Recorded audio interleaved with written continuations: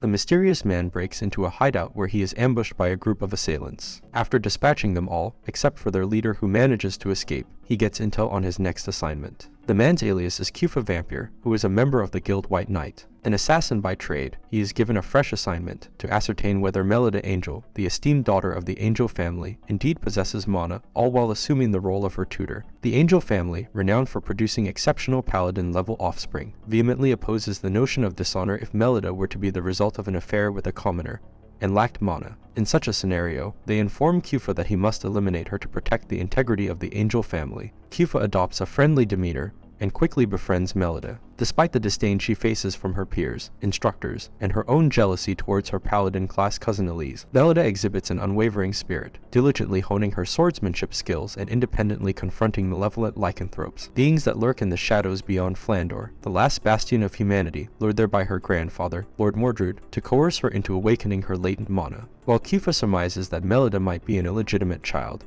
and, in accordance with his guild, the White Knight's order should eliminate her, he ends up feeling some pity for her and opts for an alternative approach. Instead of carrying out the lethal directive, he introduces her to a perilous method of awakening her mana, administering a potion through a kiss. Melida succumbs momentarily, only to awaken the following day with the newfound ability to harness mana. Kufa cautions Melida that the revelation of their potion-induced mana would lead to dire consequences, with both of them facing execution. Having acquired mana through this unconventional means, Melida finds herself classified not as a paladin, but as a samurai, aligning with Kufa's own status. Anticipating the day when Melida's efforts will be duly recognized, Kufa urges her to maintain the confidentiality of her awakening until the culmination of the Academy's end-of-semester tournament examination. As they navigate the Academy, Elise and her personal instructor, Rose Seti Prickett, a formidable maiden-class warrior affiliated with the influential Crest Legion Guild, approach them. Rose Seti, harboring an infatuation for Kufa, endeavors to make advances. However, Kufa's rejection prompts Rose Seti to pledge that Elise will triumph over Melida in the upcoming tournament. The tournament, structured as a team competition, sees Melida reluctantly accepted into a team out of pity. She finds herself pitted against her nemesis and tormentor, Nerva Martillo, in the match. Defying expectations with her mana prowess and agile reflexes, Melida corners the gladiator-class Nerva and secures victory, even though she exhausts her mana midway. Impressively, she mimics one of Kufa's techniques to achieve this feat, earning his profound admiration. Following Melida's triumph, Nerva sincerely apologizes, and the narrative progresses to her facing Elise's team. In a surprising turn of events, Elise emerges victorious single-handedly. Melida extends an invitation to Kufa for the imminent school festival, Circlet Night, but he politely declines. Overcome with regret for her previous conflict with Elise, with whom she shared a close childhood bond, Melida decides to don a special dress they had promised to wear together. However, her spirits dampen upon discovering that Elise, compelled by her family's directives, is obliged to wear a more elaborate ensemble. It becomes apparent that both girls have endured a sense of isolation dictated by their societal standings. Haunted by the inability to uphold her promise, Elise retreats, prompting Melida to pursue her. Their journey takes an unexpected turn when they are abducted by lycanthropes and transported to an abandoned museum. There, they encounter the leader, William Jin, a half-lycanthrope whom Kufa had previously failed to eliminate. Jin discloses that he's been tasked with transferring Elise's mana to Melida, transforming her into a paladin. Despite their near escape, the girls find themselves cornered. Mercifully, their mentors intervene just in time. Kufa and Jin engage in a confrontation, unveiling Kufa's identity as a half-vampire, the most formidable breed of lycanthrope.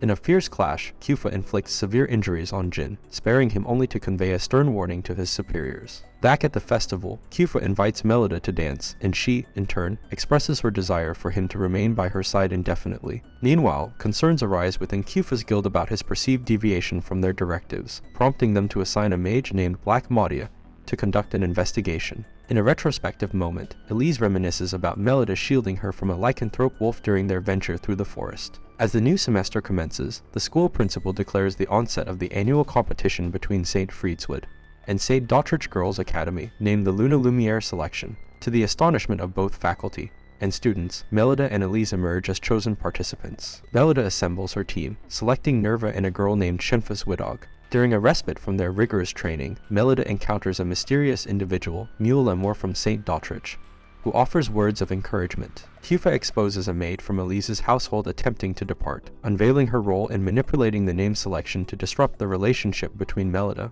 and Elise. Contrary to expectations, Melida seeks the maid's approval and issues a challenge. Should she emerge victorious in the tournament, they will unite as a formidable team. Meanwhile, Kufo crosses paths with Black Madia, who requests a sample of Melida's blood for a thorough examination, and as a testament to his allegiance to the guild. Kufo declines, prompting a confrontation between the two. Unfortunately, Kufo finds himself overpowered by Black Madia, whose clown class enables her to mimic the abilities of various classes. The tide turns when Rose Seti intervenes. Simultaneously, Elise proposes intentionally losing to Melida in the tournament, harboring the intention of forming a cohesive unit together. Before the commencement of the Luna Lumiere selection tournament, Kufo and Rose Seti approach the academy principal, urging a suspension until they locate Black Madia. Their plea, however, is met with refusal. During the midday meal, Melida appears to dine in solitude until Rose Seti engages Elise, inquiring about any underlying issues between them. Nerva and Shemfa join Melida, initiating a strategic discussion for the upcoming tournament. The night preceding the event,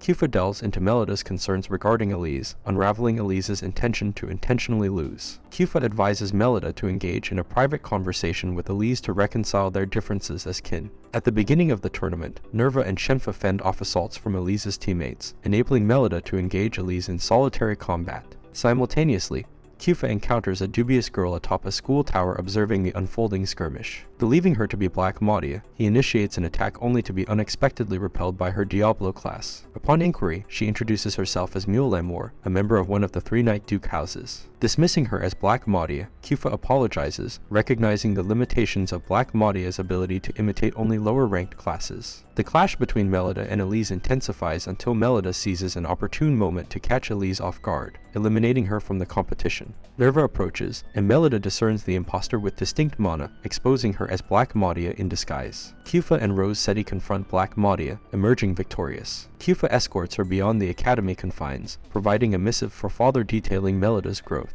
Subsequently, Cara Espada from St. Dotrich emerges as the tournament victor. In a confrontation with Elise, Melida broaches the idea of forming a unit, a proposition met with Elise's enthusiastic agreement. Despite these events, Kufo senses an unresolved aspect, realizing that, as a non-mana wielder, the elderly maid couldn't enter the glass palace to alter the stained glass unless assisted by someone. Under the Knight's Shroud, Rose Seti seeks out Kufo, hinting at a potential rumor circulating among the students. Simultaneously, Melida, Elise, Mule, and Salacha Skixel surreptitiously venture out, navigating a concealed tunnel to rendezvous with their fellow classmates in clandestine fashion. Shemfa raises a toast to both St. Friedeswit and St. Dotrich, celebrating the successful conclusion of the tournament. Amid the jubilation, Mule delves into an ancient tale of a once happy couple whose union turned tragic when the husband, consumed by darkness, committed a heinous act against his wife. Salacha interjects, describing the woman as the Grey Witch, a spectral figure wandering the earth, extracting the hearts of young girls, an anecdote that unnerves Elise and Melida. Suddenly, the room plunges into darkness, casting an eerie shadow of a woman with crimson mana at the entrance. Melida, fearing the manifestation of the Grey Witch from the story, queries the shadow, only to be met with a sinister smirk. Terrified, Melida, Elise, Mule, and Salacha hastily retreat as the purported witch unleashes chaos. They make their way back through the tunnel, encountering enigmatic, sticky pink masses obstructing their path.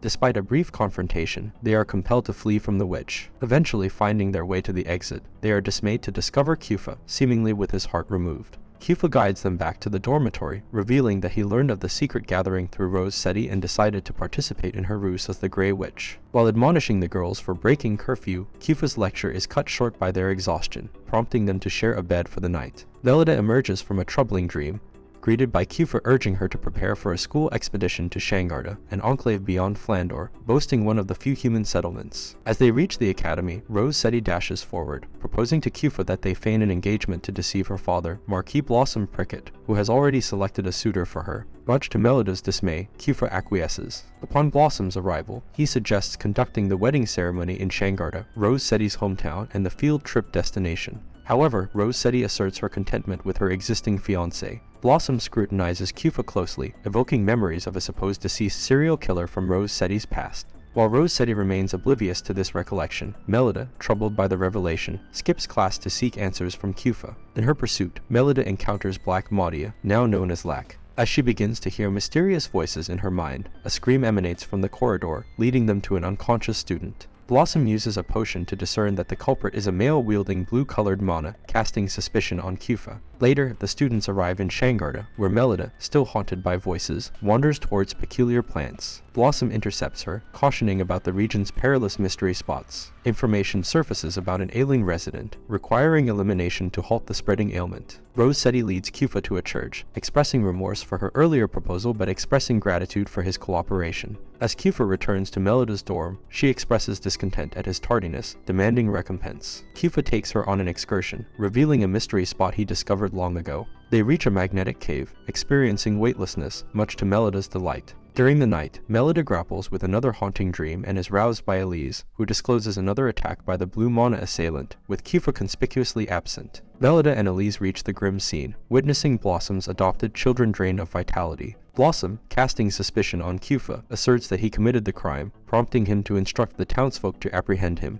Melida, driven by concern, embarks on a quest to locate Kufa, only to be intercepted by Lack, who agrees to assist in unraveling the mystery. To keep a low profile, Lack assumes the guise of a student, and the duo meander through town, interrogating citizens about the enigmatic mystery spots. After slyly extracting information from a woman at a flower shop, Melida and Lack unveil the Crooked House, an abandoned structure rumored to be the most perilous mystery spot. Within its confines, they uncover an underground pathway leading to a dungeon filled with the lifeless forms of townspeople, victims of a bizarre ailment. As suspicions mount against Blossom for experimenting on the residents, Melida, guided by the mysterious voice, rushes to the church, finding Elise unconscious and Rose Seti lifeless. Meanwhile, citizens mobilize to apprehend Kufa, while Blossom personally transports Rose Seti's remains. Amidst laying Elise to rest, Shemfa delivers urgent news to Melida. Blossom has been assaulted, Rose Seti's body taken, and enraged residents seek Melida due to her connection to Kufa. Evading the mob, she races to the mystery spot, recalling Blossom's warning about the perilous plants. She breaches a wall, revealing a tunnel, and follows it to an underground library.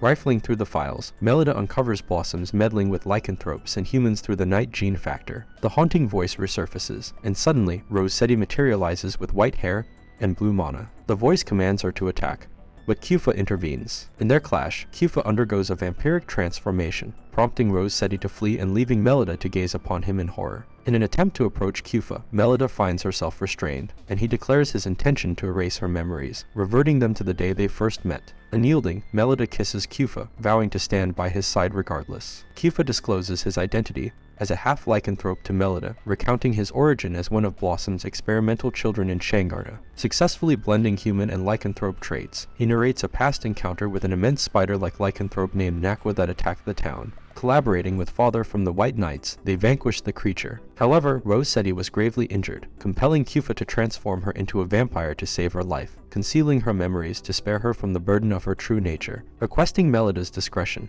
Kufa reveals Nakwa's return, aligning with Blossom to secure Rose Seti a fiancé and amplify the number of mana users in Shanga. Kufa outlines his plan, seeking Melida's assistance. Storming into the chapel during Rose Seti's wedding, Melida professes her love for Kufa, disrupting Rose Seti's trance. A clash ensues between the two, prompting Nakwa to unveil himself as the mastermind behind recent attacks. Nakwa escapes, pursued by Rose Seti, who regains full knowledge of her past. Kufa arrives, and both he and Rose Seti assume vampire form, engaging in combat with Nakwa. With the Academy students' aid, they vanquish Nakwa once and for all. Despite Rose Seti's joy at recalling her past, Kufa, bound by a guild pact, freezes her memories again. In a dark chamber, Kufa finds Blossom with his wife Carmilla, undergoing a lycanthrope transformation. Repaying his debt to Blossom, Kufa administers a drug to revert Carmilla to human form. As students return home, Blossom surrenders himself, while Melida welcomes Elise back and playfully teases Rose Seti about her newfound relationship with Kufa. Thanks to their outstanding academic achievements